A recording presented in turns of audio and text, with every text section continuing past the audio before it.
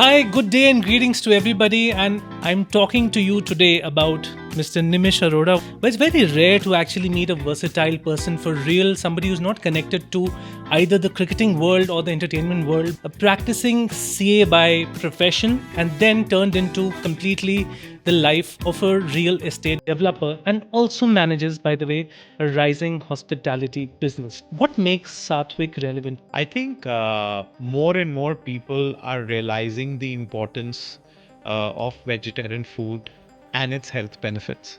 We as a family wanted to go out to a restaurant where all of us would be comfortable eating there from the perspective that there is no mixing in the kitchen.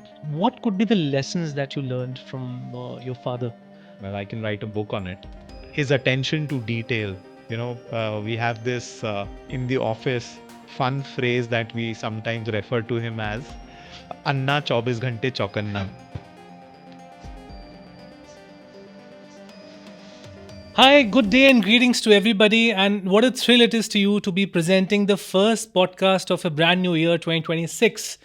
Now, when we talk about the term versatile, we often tend to just get glued to the world of Bollywood that he or she is a versatile performer, a versatile actor. Then we talk of cricket. Somebody bowls amazing spin, somebody is an incredible batsman up top the order.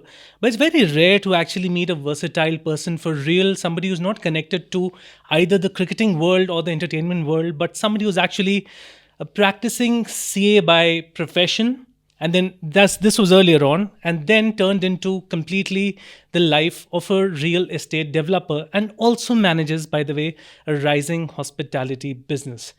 And by the way, just when you thought that this was all, the person is also a very, very passionate and extensive marathon runner.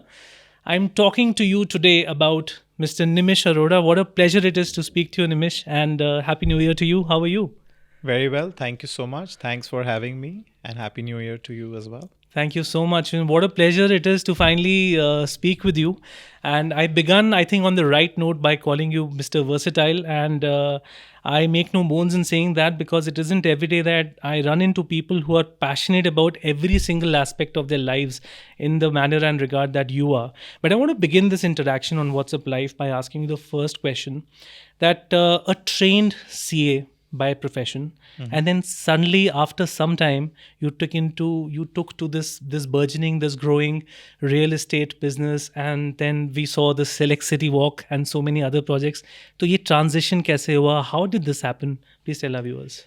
So, frankly, it was always part of the plan to be part of the business.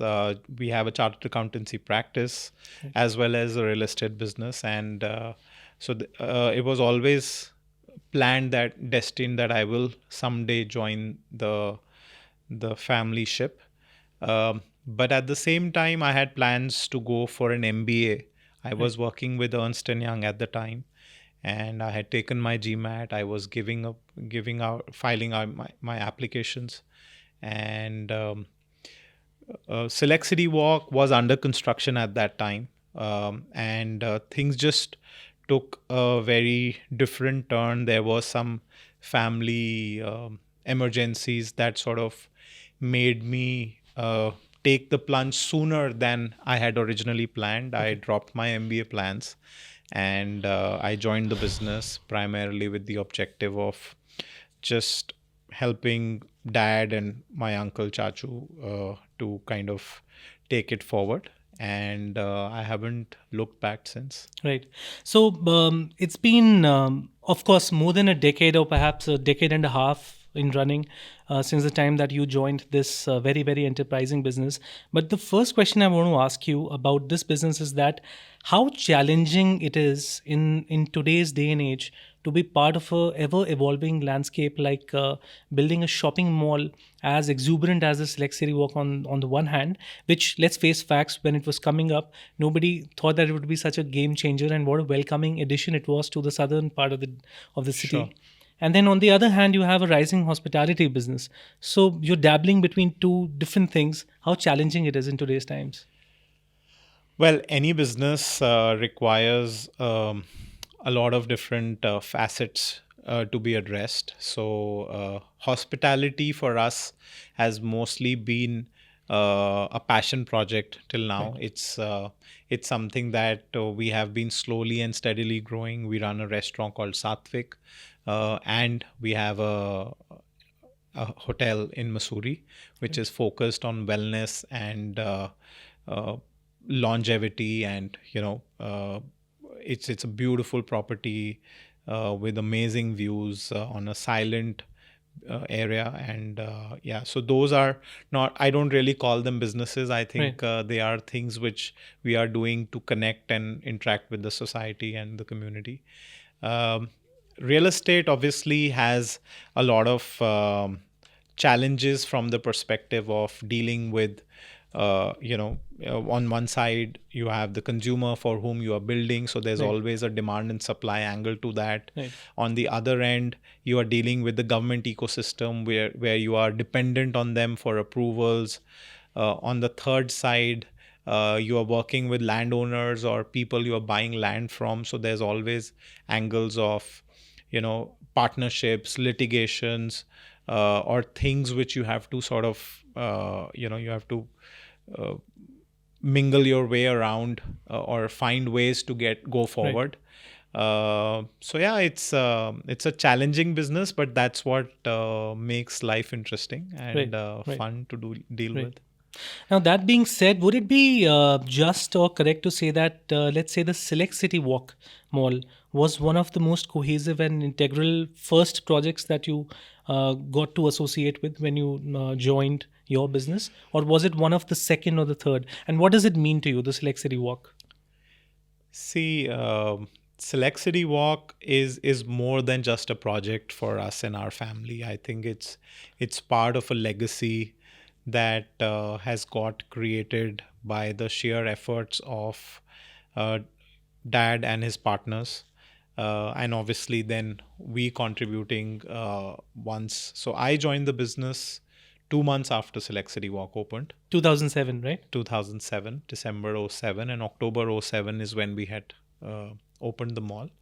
But I have been an active part of building that asset along with our management, and running that whole story forward. And it's been a unbelievable journey for our family and for our business. I think it's a legacy asset, and it's given us a lot more than what we would have originally envisaged on the project.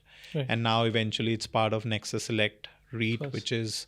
uh, which is again standing at the NSE, ringing the bell along with our partners, and just the feeling of becoming part of a listed company Right. was something that was a dream. Right, right. Now, before we step into the other aspects of your life and in your working capacity, I want to first get us to talk about Satvik and this entire theme of pure vegetarian restaurants. I'm not talking about vegan food. I'm Right. talking about the happy Sunday brunch, Sunday lunch kind of a setup where families get to spend time together. And you Right. have often maintained this point with me that, Dev, I always wanted to set up a place which was a happy family restaurant, Sure. which it exactly is. इस समय में जबकि non vegetarian food भी हमेशा से एक rice पे रहा है और आज भी इतनी बात होती है, what makes Satvik relevant? I mean, I'm a frequent visitor before I got to know you, truth be told. And I'm not saying it for the heck of it. It is mind-boggling and plain simple food, as the name suggests. But what makes vegetarian food and Satvik relevant in these times where people are experimenting so much? I think more and more people are realizing the importance of vegetarian food and its health benefits. Right. That being said, Satvik was actually an idea which took shape simply because of the need of good vegetarian restaurants at the time. We started it almost 18 years ago. And at that time, there were a handful of vegetarian only options, Right. where you could have a nice meal in a good, comfortable environment, or if you would call it a fine dine setting. Right. And it happened more from, like every business idea comes out of you finding a gap in the market or finding Right. a need. This also started with that whole idea or need of that we as a family wanted to go out to a restaurant where all of us would be comfortable eating there, from the perspective that there is no mixing in the kitchen. Having been part of the industry now, I do know that there's a lot that goes on in kitchens at the background, and you cannot really say that it is pure if you yeah. are concerned about that. Right. So the beauty of creating a space or a facility where people could have a comfortable meal, whether it is a Jain family or whether it is simply a family that prefers vegetarian food, out of a kitchen where they are 100% sure that there is no potential mixing. I'm not saying any restaurant does it intentionally, but at the same time, you never know. Right, what utensils are getting mixed up, what cooking spoons are getting mixed up, you never know. So the idea here, and we saw that grow on to people. We saw people from 2 generations, 3 generations, regular guests getting their parents who are 70-year-old, 75-year-old, who are probably even more conscious of such things, wanting to come to Satvik, and this becoming the true family restaurant. And the recurring factor. And the recurring factor for them. There are families that even today almost visit once a month or once every 2 weeks to the restaurant, because this is probably their only go-to place which they go out as a family to. So and we are very proud of it. Right. And an important facet in that is that there's no alcohol there. Yes. So it's also one of the rarities, would you say? I think so. I mean, I think now we are hearing stories even about the Gen Z giving up alcohol in a big way. You are talking about the bhajan jamming as recent as I've heard about it as well. Our Prime Minister recently talked about it on Man Ki Baat. And it's becoming a reality where the Gen Zs are now wanting to catch up on running clubs. There's this Bhag club that has suddenly mushroomed in the last couple of years in many cities in India. And it's just a trend where people are realizing the importance of health. People are taking to more fitness. They want to date over running and not over a late night partying or clubbing scenes. So I think the trends are changing, and it's only going to increase more and more. And we believe that the vegetarian food will find even a much bigger prominence.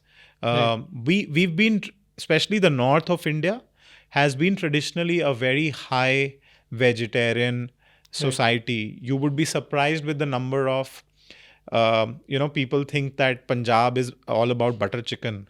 But if you actually go into the statistics, 65% of people from Punjab are vegetarians. Wow, I had no clue on this. From Rajasthan, it's almost 80%. So the northern and the western part of India and Gujarat, for example, is primarily vegetarian. As a society. It's just that we think that we even people who consume non-vegetarian food, 70% of their meals are still vegetarian. They need that dal and chawal on the plate. So our focus was only one thing in Satvik, that we want a non-vegetarian person to come to the restaurant and feel that he doesn't need non-vegetarian food, or he doesn't feel the urge that his meal is not complete without कि जब तक chicken लिया नहीं तो हुआ नहीं मेरा पूरा. हमारा ये ऑब्जेक्टिव था कि आलू और पनीर के आगे वेजिटेरियन फूड सर्व करना है. And second, that he or she should never feel the need कि हाँ मेरा आज पेट नहीं भरा क्योंकि मैंने आज चिकन नहीं खाया या क्या. Idea is to give them so much variety and options that they are happy and they go satisfied and are happy family when they Right. leave the restaurant. Right. An interesting question was coming in my mind, and I have to ask you this. Do you feel that, for example, instances like the bird flu, and you have the other instances where, you just don't know about the purity of food, has that sort of concern also affected mindsets? कि भैया non-veg से अब दूर ही रहो, and possibly the safer resort in that case is vegetarian food, and that may also have added to the loyalty and the popularity of Satvik? Well, that's still, more like a black swan event or a once in a while. But I think overall, people are realizing the advantages of Right. vegetarian food and plant-based diets. There are plenty of examples of, Virat Kohli, for example. Yeah. He's completely vegan Yeah. for last maybe 15 odd years. And he, in one of this very famous documentary, I think if I'm not wrong, on Netflix, where he talks about the advantages of plant-based diet And how it impacted his how game. impacted, and he gives the credit of his fitness at the age of 38 today, primarily to his diet. Wow. And just because he converted to a completely plant-based diet only to improve his longevity in cricket. Right. So if people like him talk about it and are so passionately, so people are hearing such stories from all around, and there are And of course, the plenty of youth examples. is hearing him. Yes, so there are plenty of examples that you will hear about Right. people who are following vegetarian diets and seeing advantages of those long term Right. on their health. Right. Now let's diversify this discussion and open this up a little bit more. So, in my conversations with you, you are very passionate about the tier 2 cities of India, and you often quote, the kind of growth and the bustling developments you see in a Coimbatore or a Nagpur, and you quote Ranchi and Jaipur, so on and so forth. Right. So, from a business point of view and from an entrepreneurial perspective, why tier 2 cities for the Aron Group? Why that for your graph as Nimish Arora? And is it because like most developers chase big metros, so wahan pe ab now there is a saturation which we can see in Delhi, Bangalore, so on and so forth? See, I think from a value, we've always been a migratory society where people have been migrating from, uh, tier 2, tier 3, tier 4 towns into big cities for jobs, for work, for livelihood, for eventually then they find homes in those cities. Right. So obviously the growth has always been highest in the metros. But that trend changed over the last 10 to 12 years a lot. And COVID kind of fast tracked that trend even more. Right. Where people suddenly realized the possibility of work from home. They realized that they could be closer home and still do that work which they and the companies also realized that people wanted to be closer to their hometowns versus going to the tier 1 cities. Right. So I think more and more the growth now lies in the tier 2 and tier 3 cities. Right. Obviously, there is no doubt that cities like Bangalore, Hyderabad, Chennai, Gurgaon, Noida will continue to grow at massive pace. Right. But there is a whole lot of more undeveloped India that exists Right. in the tier 2, tier 3 towns where the percentage growth, if you were to talk about the exponential growth, is far more. Right. And that is how, so we started with Indore almost 15 years ago. Correct. And that was a town which was upcoming. We believed strongly in the potential of that city. And if you look at it, the way the government has also worked very hard on it, is now being termed as the cleanest city of India for the last 6 or 7 years. Yeah. They've done phenomenal growth on infrastructure, Right. on we have also grown as a company from that city, primarily. And if I were to talk in terms of value growth, from the time we started working in that city to now, which is about 15 or 16 years since then, the value growth has been 10 to 12 times Wow. in 15 years. So it That's is more than not 1% every year. Yeah. it's way more than that. I mean, it's it's literally exponential. And even our investors who invested with us back in the day in 2005, 6, 7, uh, I mean, their money has become 10 times, 12 times, 15 times even, Right. which tells you the potential that these cities have. Yeah. And now people are also, so that's one. So now we are obviously, we've chosen Dehradun as our next stop after Indore, where we are developing a shopping center and a hotel. And we believe that Dehradun is again being a capital city. And it became a capital much later in its lifetime, like Right. maybe about 10 or 15 years ago, when Uttarakhand was declared as a separate state. Right. So Dehradun was identified as a capital. It suddenly started seeing a whole lot of bureaucracy, government machinery moving there. And it started turning from a laid back town to something which is now With a bit of a bustle. very, Yeah. like hustling Thriving, and bustling yeah. as a city Yeah. now. And I think more and more people want to. I almost every week I hear from an investor or a customer of our ex-customer of ours to ask that, are you building anything in the hills? Are you building anything in Dehradun? We would like to buy a holiday home, or we would like to buy a second home there. So that kind of demand is already coming. Infrastructure is obviously changing the shape of a lot of tier 2 cities. Plus the connectivity is really has improved. significantly changing now. Gadkari ji recently announced that you will reach Dehradun in about 2.5, 3 hours. It's already come down from 6 hours to about 4 hours. We travel regularly to review our site. And that changes a lot. It changes movement both ways. People from Dehradun come to Delhi often, and people from Delhi also will go significantly more to Dehradun and the cities like that. Interestingly, Dehradun is also a stopover for a lot of pilgrims and a lot of tourists. Dehradun, being a city of about 2 million people, gets about 8 million tourists every year. So there is 8 million people that actually perpetually in transit through that city. So that's like, give or take about 750,000 every month. Yeah. It's not a small number. So it's a significant footfall. It's a significant footfall for. It's almost like 1/3 of the city gets added every month. Yeah. Visiting. In terms of that. So we believe that Dehradun is a great market. Long-term potential is great. There's a lot of more, it's already the education city in a big way. There are some amazing colleges, universities, great amount of boarding schools, the Doon schools and the Wellhams and St. George's and so many others, which are institutions in their own right.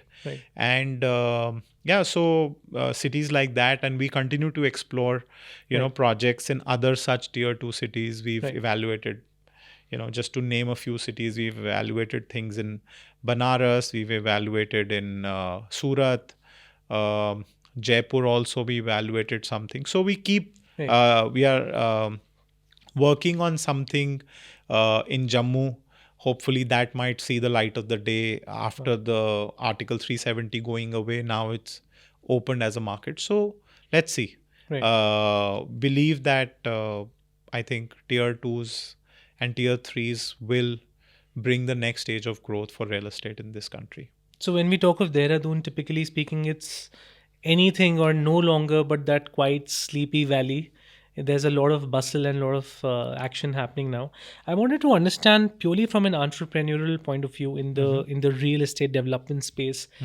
What are the other factors which excite you about Dehradun? For example, offhand, you've been discussing a very crucial insight that those people there never really had those plethora of options, for which they had to often come to Delhi. Or go elsewhere to shop. Now I want to provide them with not just a great shopping experience, but a lifestyle changing transformation sort of an experience. So elaborate more on that. Usse kya apan, what change do you foresee with this? Look, Dehradun being 1 hour driving distance from Rishikesh, Haridwar, Saharanpur, Paonta Sahib. Another significant tourist. So all these, this entire circuit, everybody depends on Dehradun as a city for Right. their consumption, for their and even for higher reaches, people in higher reaches of Uttarakhand, they all come down to, अगर मैं let's say कहीं पे भी higher reaches में रहता हूँ या मेरी फैमिली रहती है और मेरे घर में शादी है, तो मैं सारी परचेजिंग करने हर चीज़ के लिए मैं देहरादून आऊँगा. Right. Dehradun is like my consumption center. Yeah. That is where I will go buy my stuff and all of that. So Dehradun obviously gets a lot of footfall from these neighboring cities. There are people who drive to Dehradun to have a dinner and go back from Rishikesh, from Haridwar, from Saharanpur, because they don't have those Lifestyle opportunities. hubs in their Right. zones. I know people who live in Rishikesh. They are running thriving businesses in that city.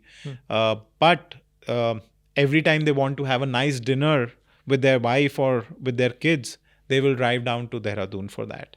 Because Rishikesh, being the way it is located, it does not have those kind of opportunities to give them that lifestyle if they have to come for an entertainment or for dinner or whatever it may be. And then similarly, the entire tourist circuit passes through Dehradun. Now they are coming up with a very interesting project. The government is coming up with a ropeway from Dehradun to Mussoorie. Right.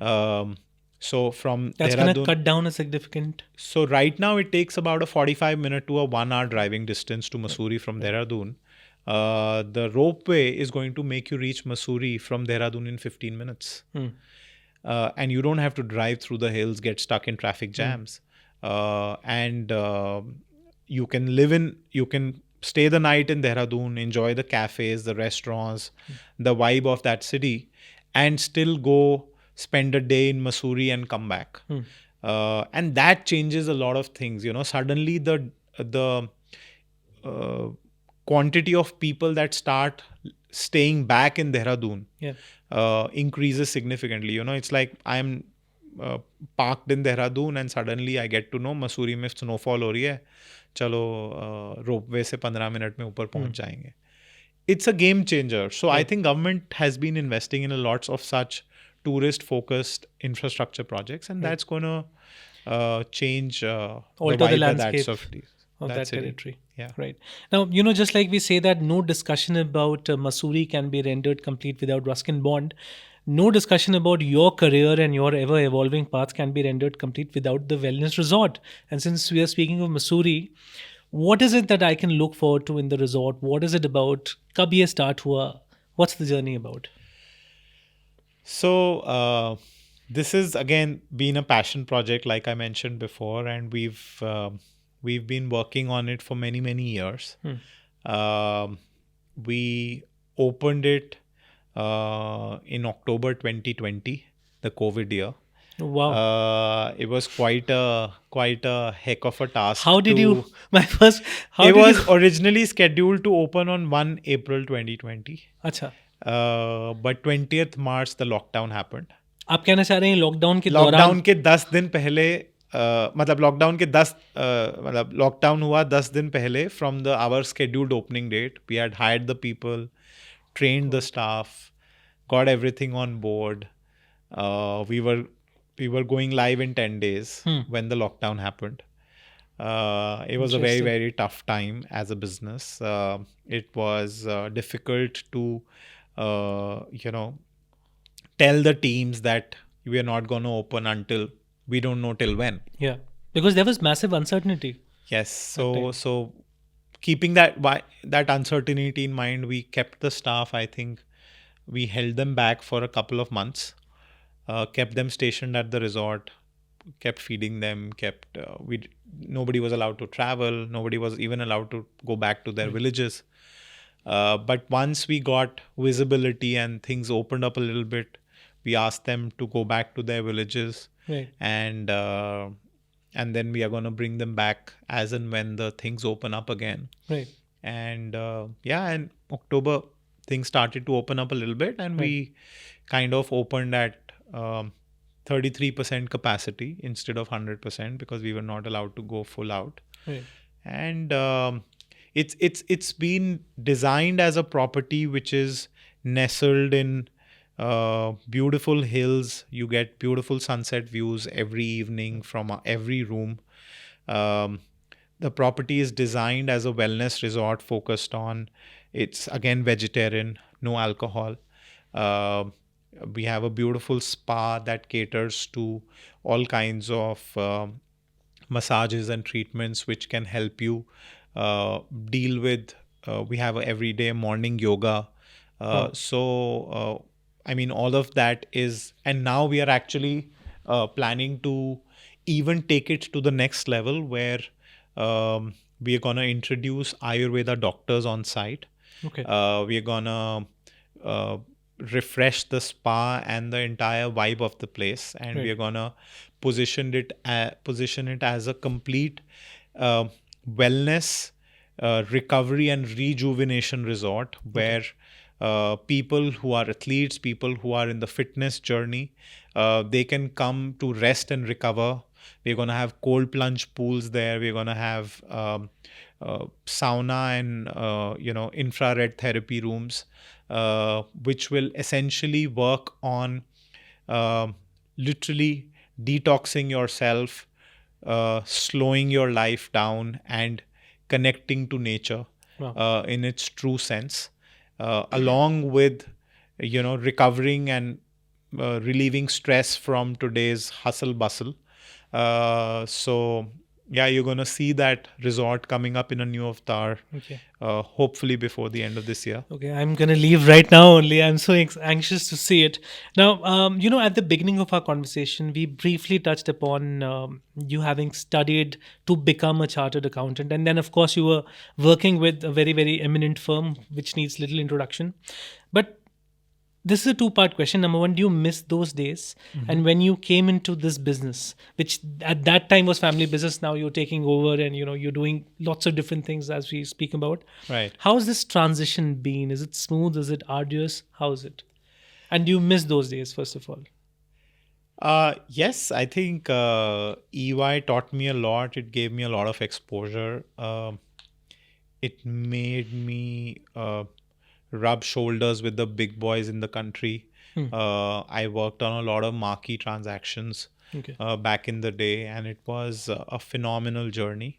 Right. I traveled the world with them. I, worked on a lot of Fortune 500 companies, and it was like a very very fast paced life. But yes, it was amazing learning journey, and yes, I sometimes do miss those days. Initially, I used to miss it a lot because when I joined the business, Right. because that was still a very structured and a very organized environment, and entrepreneurship is more like it's like a hustle every day. Right. But I don't think I regret the decision Right. any day. Right. I think life's only purpose is to grow and learn every day. Right. And what I learned there was what was destined for me to learn from there. And I think I learn every day in this journey as an entrepreneur. Right. I think life is much more unplanned here.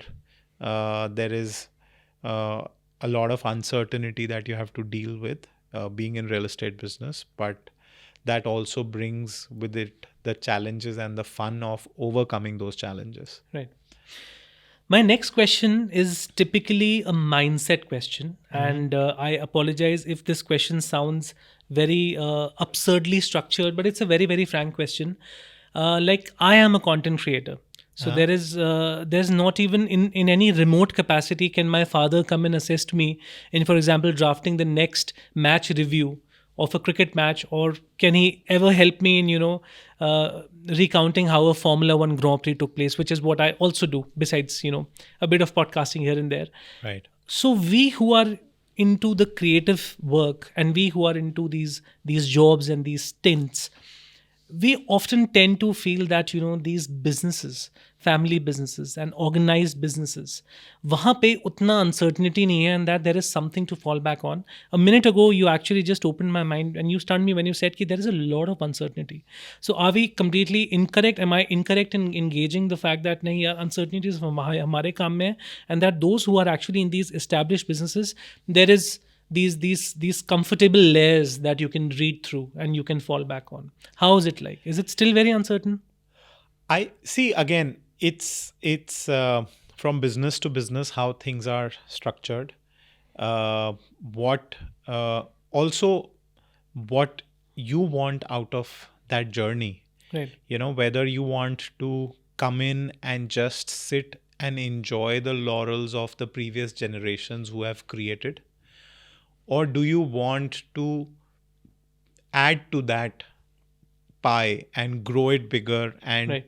make it something which is potentially much bigger, and whether you are a contributor or you are somebody who's just a caretaker Right. of what has been created. So I think so it's a very personal thing for different people. Some people are just happy going and just observing and just ensuring that things are going as per plan. But at the same time, no business is permanent unless the right pivots or the right steps are taken to preserve it or grow it also. Right? I mean, today disruption can come from anywhere. Right? A car disrupted the horse carriages, right? Yeah. Or you don't know where the disruption is coming from. I mean, IT services business suddenly gets replaced with the AI agent that does that job. You used to get a researcher to do research for you in 15 days. Now AI gives it that output to you in 10 minutes. Who had imagined that a decade ago? You don't know where the disruption is coming from and Right. when your business will go out of fashion or go out of business. Right. So obviously, you have to hustle every day in terms of ensuring that you preserve and you grow what you have. So I don't think it's always a comfort zone that you can come into it. Right. And second is also how driven are you to Create आपको the 100 next का chapters. 1000 करना है या आपको 100 का 150 करके भी खुश रहना है या 100 का 100 में भी खुश रहना है, वो भी पॉसिबिलिटी है. See you don't need so with God's grace there is we are all taken care for our basic needs and those kind of situations. Right. So Right. it's about you, how much you want to hustle from that point to kind of take the next step or not take the next step. Right. You can be content in life कि मेरे को तो वही 3 time का खाना खाना है और मेरे पास घर है और सब कुछ है, तो I don't need so much in life, but it's completely on one's own passion and drive, I would think. Right. I don't know if that answers your question. It does quite solidly. Now, I want to draw your attention to a very interesting post you had on your LinkedIn. I think a few weeks leading on to this point in time, and you were emphasizing on the need of communication in family businesses. Right. कि ऐसा ज़रूर हो सकता है कि एक ही business के निर्णय में my father can have his view, his vision. I might have a different view and I may not be able to articulate it as best as how I should, and there could be misconceptions and I might not be able to stretch it out. So are there situations like that? How do you deal with that? How does a person who's, okay, if not stepping into the dad's role, but still it's two different generations, वो कैसे आप communication manage करते हैं इस space में? See, communication, I think communication between the family, between people working from within the family in the same business, Right. is the super most important aspect that one has to work on constantly to make sure that the business grows well and is successful, or any decision is successful. Before even any business decision, I think the alignment and the communication of what we want to achieve day in, day out has to be discussed, communicated and aligned on.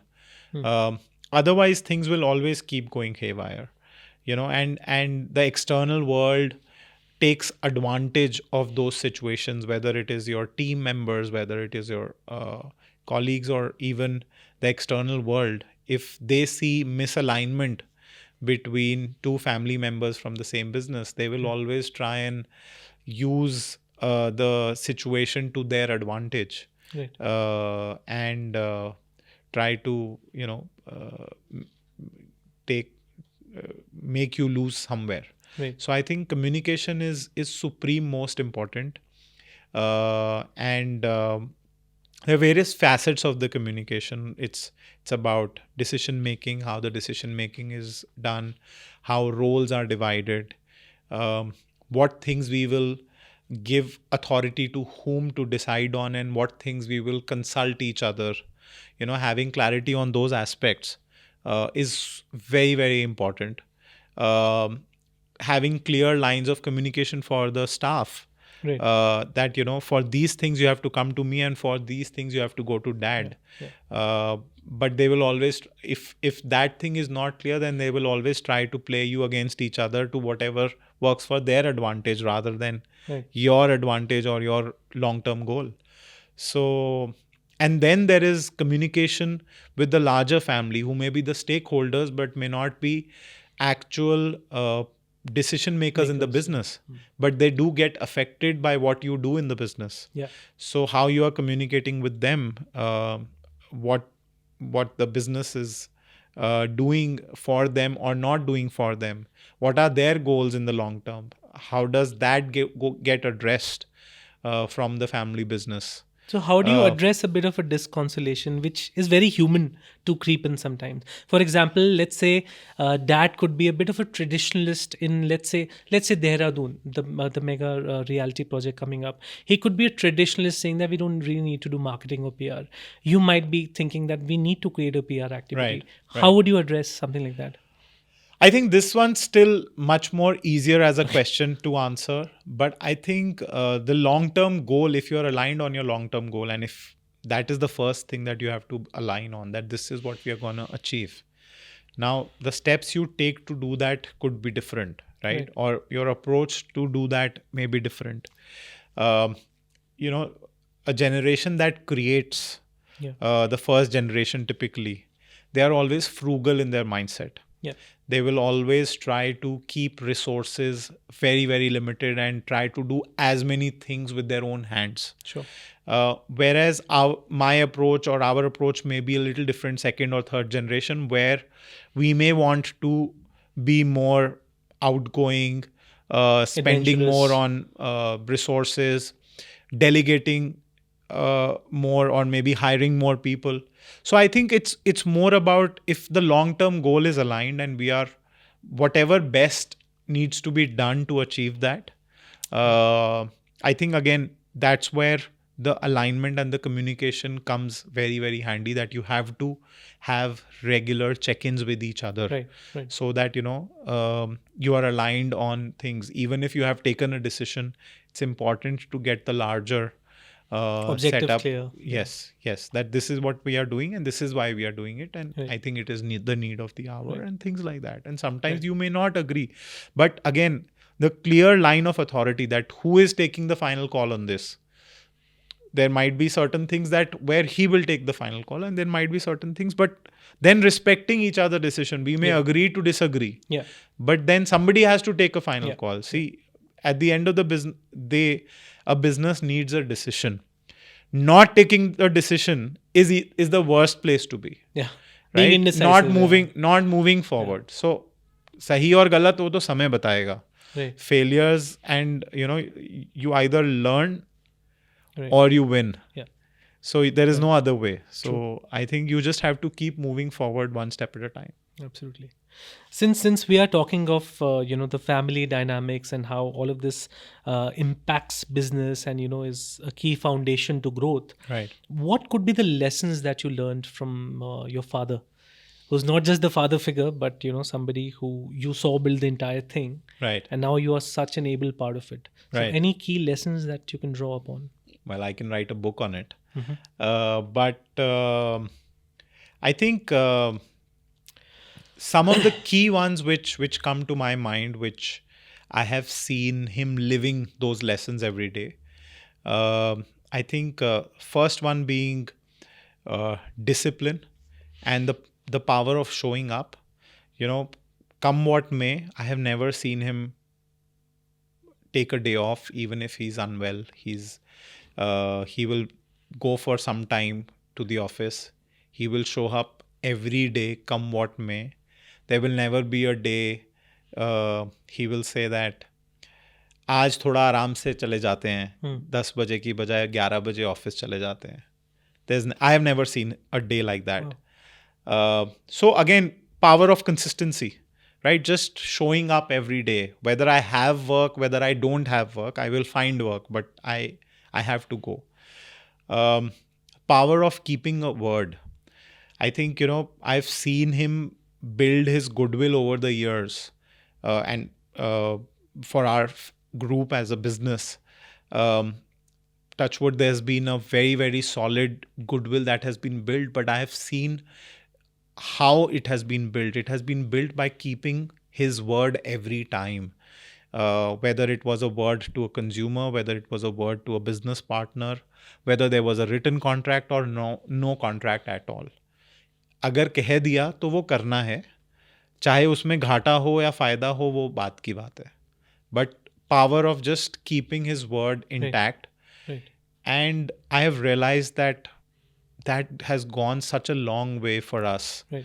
That people trust you with their money, with their investments, only because they know that this person will keep his word. Whatever he's promised, it will be done. And I think, in real estate, if people trust you, I don't think there is any bigger USP that you have as a business. Again, I talked about frugality, doing things with the minimal possible resources. His attention to detail. We have this in our family and in the office. There is this fun phrase that we sometimes refer to him as Anna 24 ghante chaukanna. So that he's always alert. You cannot slip. You don't have an option to you slip. Have strong toes. The moment you slip, he will catch you. Whether it is on your calculation, whether it is smallest of the things, but his attention to detail, and that has taught me a lot. I used to sometimes delegate and not go into details, and I've faced some challenges because of that. But his attention to detail has made me much more depth person in dealing with my day-to-day things. I have the habit now to sort of, I will not approve this unless I have gone through it. I will not. So I think that's made me a much better leader. The discipline that I saw in him has made me imbibe that in my life, whether it comes to my running, my showing up every day, or just those things I've realized that subconsciously I have adapted and taken over, and somewhere now my kids are also sort of seeing me as part of that, and kind of so it's always every day is learning with him. It's pretty brilliant, consistency, showing up every day, never being on the loose. And, I spoke of strong toes because he's constantly at it. Strong toes make for great running, possibly, or marathons. Running marathons, not just in different parts of India, but taking a flight and going to Berlin or going to America and, participating in marathons. How did this happen? And when did this happen? Were you mostly into sports from your school days, or is this something which grew on you because, you're so aware as a person? So I think I was always into sports. I played football for my school team for almost 7 or 8 years. Wow. I was a part of the school badminton team. I was part of the swimming team. So I was always a sporty person. I would every day 7:30 was school. I would show up at school at 6:30 to play soccer. From class 5 till class 12, Wow. I wouldn't have missed much days. It was like a daily thing. Um, but then life happened. You got busy with CA training, CA studies, graduation going side by side.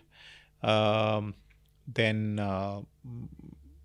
I was after my qualification, I joined EY. There was a lot of travel.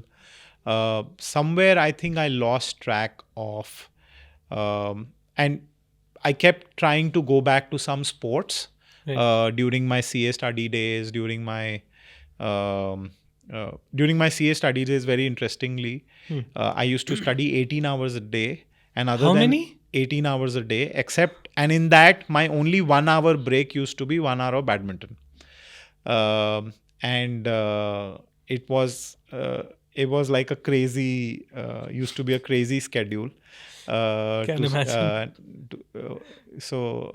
We used to get 90 days of leave for CA studies from our CA firm where we were training, and उस 90 दिन में 8 subjects का course करना होता था, at least 2 times over. So those 90 days you would do this. But coming back to sports, so slowly I realized that going back to sports or depending on other people for team sports was not helping me being consistent. Right. And gyms I used to find very, very boring. I would go They 5 are. days, I 10 feel days, so. and I just kind of don't feel like going the 11th day. So and my younger brother, who was actually, that's where running started. So he was always a couch potato all his life. ये हम कौन से साल की बात कर रहे हैं when running? This was 2012-13, sometime when he was in the US. Okay. He called me one day that I'm running a marathon. And he used to be a guy who would not even get up from the couch during his school days. पूरे time पढ़ाई करना या TV देखना, और मतलब but the moment he went to the US, there was like a switch that changed him. He started playing squash, he started running, he started, suddenly there was, and one day he told me, I'm running a full marathon, 42 kilometers, and I'm like, In US. in the US. And I'm like, how did this happen? I mean, what made you? And he's like, ऐसे ऐसे train करते हैं, ऐसे ऐसे होता है. So I just said that, okay, let me also give it a shot, because it might be something that I can take to. And so October 2014 is when I ran my first half marathon. And I could, at the time when I registered for the race, I could not run 2 kilometers at a stretch. Really? And I registered for 21 kilometers. कि देखा जाएगा कि जो देखा जाएगा. train करते And हैं. I talked to my brother कि भाई train कैसे करते हैं, क्या करना होता है, क्या plan follow करना होता है, etc. etc. Whatever plan he gave me, I hardly followed that. I maybe trained few times, 10, 12 times in the 2 months up to the race. And I just showed up. And I realized at kilometer 10 or 12 कि this is not a physical thing, it's a mental thing. You have to win It's your endurance, mind. no? At the end of the day. You have to win your mind. And at kilometer 16, I think I would have, I was surrendering to the race. I was giving up. I saw a medical aid station. I was like, यहाँ रुकते हैं, spray वे लगाते हैं, देखते हैं चल पाएंगे आगे कि नहीं. And but then something in my mind told me, if you stop here, you will never run again in your life. And I said, ये medical aid station छोड़ के ना अगले तक देखते हैं. And थोड़ा बढ़ाते हैं बात को. I just never looked back. And then that race taught me that, this is one sport I can do alone. I just need myself and my shoes. I don't need a court. I don't need a gym. I don't need any other partner. And I can just show up anywhere. Independent. Any sadak, any city, any park, and I can just go run there. And that's how initially it was just one race a year. I would register, run for 3 months training for that race, and then it'll fizzle out. I would not end up continuing it. But then I just started enjoying the whole journey, and yeah, running has become part of my identity now. So has this running changed the way you think about business, your goals, your everyday? I don't know. Does it crop up in your mind for a weekday on the weekends? How does it impact decision making also? I think running has changed my life. I think it's done far more for me, even for me as a leader, as a businessman, than I would have imagined. Other than it keeping me fit and healthy, it has uh, made me realize the importance of mindset. It has made me stronger person uh, dealing with things, uh, breaking a problem down into parts. A marathon, somebody may think, अरे आप 42 kilometre भाग लिए. And for me, it's 1 kilometer at a time.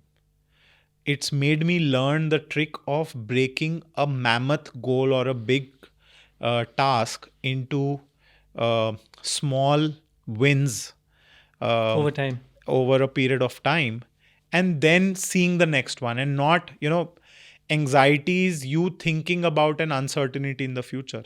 But what you can deal with is just right now. So whenever I start running a race or a longer distance, whatever distance, in my mind, I'm like, let's look at the next 2 kilometers, उसके बाद देखेंगे. Let's look at the next 2 kilometers, उसके बाद देखेंगे. And that approach towards a race or a marathon, you can apply to anything in life. Business problem, challenges. You cannot, अगर आप वो problem को देख कर डील करने लग जाओगे, अरे इतनी बड़ी प्रॉब्लम आ गई, अरे मेरे बिजनेस में इतना लोन हो गया, अब इसको कैसे डील करूँगा. ठीक है ना, अगर 10 रुपए का लोन है, आज 1 रुपया रीपे करते हैं, फिर देखेंगे अगला 1 रुपया कहाँ से लाना है, फिर अगला 1 रुपया कहाँ से लाना है. अगर आप यही सोचते रहोगे कि 10 तो मैं कभी अरेंज नहीं कर पाऊंगा, तो definitely you will fail at it. So marathons or running has taught me resilience, has taught me consistency. And I've also seen in my journey how showing up or just practicing every day or running regularly, what consistency has brought results.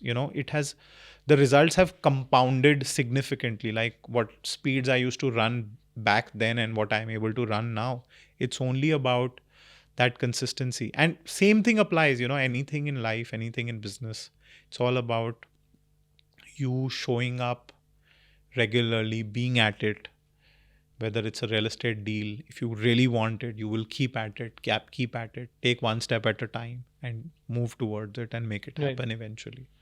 So yeah, I think it's helped me a lot. It's made me a calmer person. It's given me my me time. And it's like meditation to me now. Running is more than a lot more than just a fitness activity for me. I have to share a very interesting anecdote about Rahul Dravid. And it's no irony that there's a wonderful picture of yours with him. I think it was an event or real estate conclave, or I don't know what it was. You spoke about, I don't see the finishing line. I don't think of the number of kilometers, but I think first 1 kilometer, then the other, then the other. Yeah. When he would come out to bat for India in an Indian jersey, he would not think of the runs. He said, first, pehle off the mark ho jate hain. Yeah. Then let's make first 10 runs. He would speak of the importance that human beings on an everyday level can adapt when they break bigger goals into smaller achievable ones. Right. And then that definitely helps. I want to ask you that has it also made you more patient? Does running endurance, does it also make you patient? Oh, absolutely. And वो impact फिर दिखता है काम में? Absolutely. I think, results only compound over time. So running makes you a very patient person, because sometimes you have to keep at it. When I was training for my last race, on Sundays I used to, on weekends I used to run for 2 hours, 3 hours, 4 hours at a stretch. Wow. Now just continuously, कोई कहेगा अरे तुम 3 घंटे दौड़े ही जा रहे हो और कुछ नहीं कर रहे हो. तो it teaches you a lot about, again, being in that state of flow, being in that calmness and still just looking at the longer goal and just keeping at it. So yes, it definitely makes you a very patient person. It teaches you that um, results only come over a period of time, Yeah. and you cannot get things in your. It's not a one whip shot. Yeah, it's not. And I think you talked about Rahul Dravid, and in that very conference, and he mentioned That was in Delhi? no, it was in Singapore. Oh. And he mentioned very interesting statistics. He said that you think I am a successful player, but I think I failed almost. He quoted, I batted for India 624 times. yeah. So he gave his statistics that how many times he did not touch a 50 or did not touch 100. So he said 65 or 70% of the times I did not cross 20 or a score of 40 in my life. That means as a batsman, I failed 65% of the times. But still you consider me, there's another anecdote that Roger Federer shares. Roger Federer, the greatest tennis player of all times, shared that I only won 53% or 55% of the points I ever played in international tennis. So I failed 45 or 46% of the times overall in all the points that I ever played in my life. But it was his ability or the mindset of coming back after losing that point. Right. Same for Djokovic. I mean, he talks about the same mindset that, leaving your emotions behind, leaving your connection to the previous point behind. And Rahul Dravid, every ball at a time. Yeah. Play every ball at its merit. Yeah. Don't think about the previous one was a bouncer or previous one just passed my edge. Look at pillar of patience. Yeah, but I think running also for me reminds me of a story where in the Berlin race. I was about to ask you about the Berlin Marathon. I've seen a couple of pictures of that. Yeah. Yeah. So in the Berlin race, I was going at my fastest pace ever I had run in my life. Wow. I had touched kilometer 30 in about 2 hours 50 minutes. And I had never touched that pace in my life. And suddenly at kilometer 31, I felt something shifted in my foot. Some sort of shooting pain I felt. I did not know what the pain was about. And it suddenly shook me up. Every step after that was a very, very painful one. I had to really gather all my mental strength to run every step from there on. I did not know what had happened, but actually I had fractured my foot. While running, and I was at kilometer 31. And from there to kilometer 42 was the most painful 10 kilometers or 11 kilometers I have ever run in my life. The only thing in my mind was 1 kilometer और काश कोई मुझे pain killer they they. So much so that one of my friends who had also come from Delhi to run that race, he crossed me. And for some reason, I tried to shout at him to ask if he had a painkiller in his pocket by any chance. You're allowed communication whilst you're running. Yeah, that is everybody, okay. You're running in swarms of people. Right. But he just waved at me and he just ran by. And before I could shout out his name or reach out to him, he had gone way beyond my reach.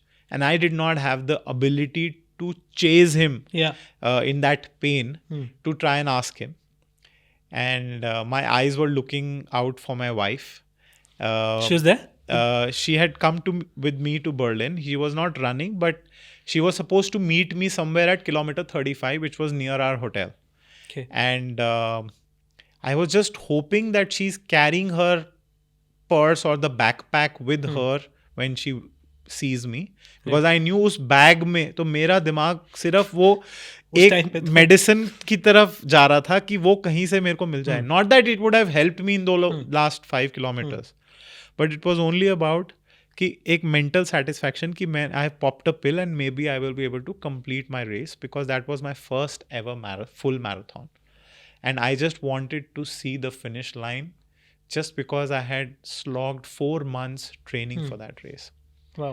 Uh, but coming to one step at a time and just power of consistency, I think. And importance of chasing small goals. Yeah, so I think there it was only about कि अगले kilometre में शायद पहले तब तो मैं finish line भी imagine नहीं कर रहा था because every step was feeling as if I am stepping on a bed of needles it was that painful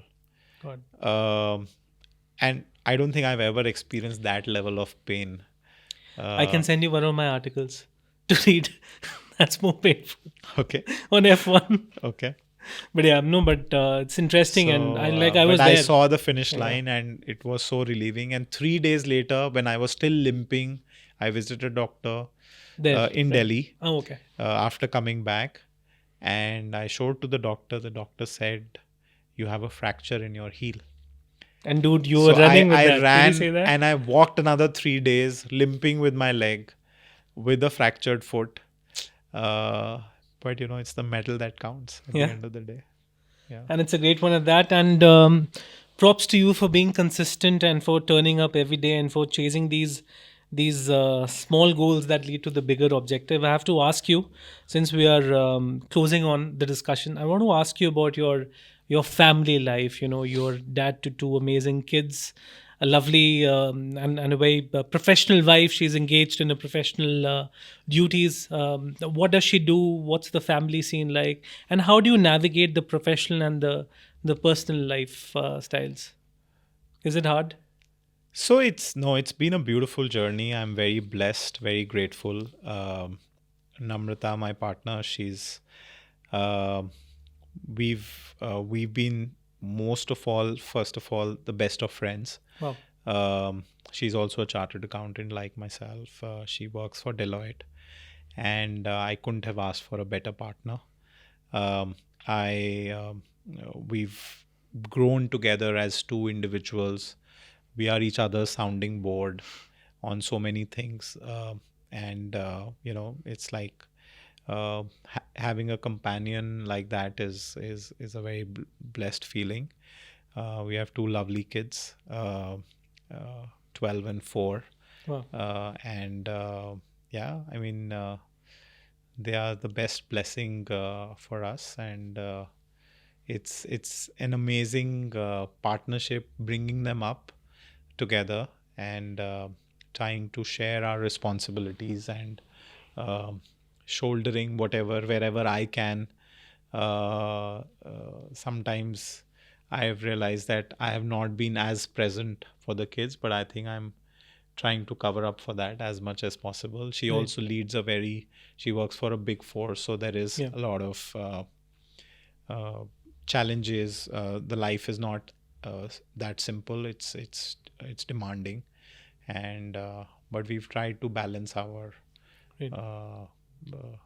responsibilities and work together, and I mean, I've had the pleasure of meeting your mother. She emanates peace. I call her an apostle of peace. Absolutely. No, And grace. She's I just have one word for her. She's like murti of love.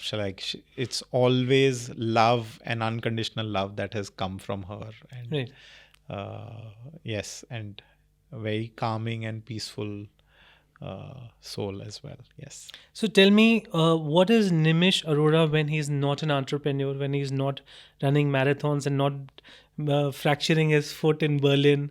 What does he do? Does he read? Does he sit under the beautiful tree at the Sundar nursery, for instance? Does he pick up a book? Does he enjoy gorging on coffee?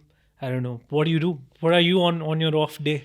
So on my off day, I try to spend maximum time with my kids as much as possible. I'll do some activities with them.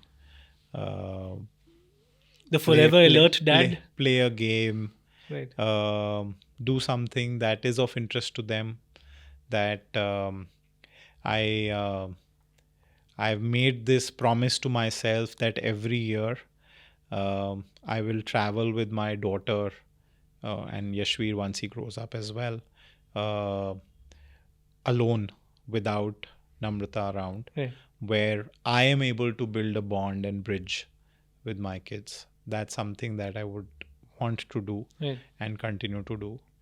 Um, yeah, I think there's very little that you are left with after your work and your family commitments and Right. your running. Rest time you want to give to the kids, to the family.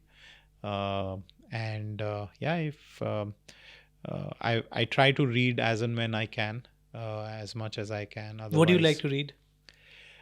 uh, it's mostly been a lot of you can say self-help books or books that are about psychology, Right. of the world, about um, also I like to listen to a lot of talks from Osho, Okay. from Mahatria, Wow. something about things about finding purpose of life and things which can just uh, I think contribute to my growth in some way or the Oh, other. it's fantastic. Fantastic. So let's shift back our attention to the area of work and everyday grind. What can one expect in the imminent future from you as an entrepreneur and from the group? So I think, well, I cannot spill a lot of beans on what's cooking, but Right. essentially we are now pivoting to a group focused on tier two cities. Right. We will keep working on finding projects of scale, Right. which can create value for our investors, as well as there's some townships planned on in the coming days. There is a group housing project that we are working on. So some interesting projects down the line. I'm very excited to uh, to open and relaunch our Mussoorie hotel in Okay. its new full wellness avatar. Okay. We are opening our second outlet of Satwik very very soon. This is Uh, news. This is yes, interesting news. that's about a month away, Okay. and hopefully then we will start the journey of opening many more such outlets. Um, and on top of that, yeah, just looking forward to getting back to running. Last 1 year has been a bit of a challenge for me personally. After the Chicago race, I've had some stints of injury, Okay. and There was a back scuffle or something. yeah, I mean, you have to keep working on yourself and keep improving your fitness, but at the same time, age also plays a part. And I think we have to keep accepting our limits and keep working with them. Yeah. So I had a race planned this past year, which I cancelled. Now hopefully, I'm gonna run a race in Sydney this year in August. And let's see, Yeah. it's every day at a time, Right. and One day at a time. The key learning. absolutely, Small goals to chase the yeah, bigger yeah, yeah, objective. yeah. You have to break every goal into small mini goals, Right. and then maybe mini goals into micro goals, and then kind of keep working on them. Right. And yeah, I'm also planning to do a trek with my daughter this year. Wow. So that's something that is on the cards. So let's see. Interesting. Yeah, Now, interesting let's times ahead. conclude this discussion by speaking on the important subject of inspiration. Any role models, any heroic figures? Where do you draw your inspiration from? What lets you continue? What keeps you going? I think you have different role models or different figures that you look to for different kinds of inspiration. It may be cliched as an answer that um, uh, I look at my father as inspiration because of what he has achieved in his life, what he has created. He came to Delhi literally on a bicycle with no money. Um, and we are where we are in the last 50 years of his efforts of creation. Um, I think I'm inspired. I look at different people. My mom, the way she spreads love all the time for everybody around, always caring about others, thinking for others before herself. Um, I look at my daughter for the empathy that she has for people. She's able to visualize and um feel for people I have not seen a lot of people can do at her age, which is brilliant. Um I think my wife, the way she's able to build relationships with people in no time. I have become better friends with my friends because of her. So, because of the kind of bonds that she's built with people, I think she has that art of connecting and making conversations with people, which has made me a better person. I think in every sense of the way. And yeah, so I think there's inspiration all around you. There are entrepreneurs that you get inspired by. Um, the this friend of mine, he keeps talking about this, that and it's a common thing that a lot of entrepreneurs also talk about, that you are limited by your thoughts. How big an idea you can think of, you can accordingly grow according to that. Elon Musk, for example, he's all ever since he's been talking of going to Mars. Now he's eventually executed it. It's only about कोई कहेगा कि वो पागल है, but जितना आपका गोल बड़ा हो सकता है, आपकी विजन बड़ी हो सकती है, उतना आप लाइफ में अचीव कर सकते हो.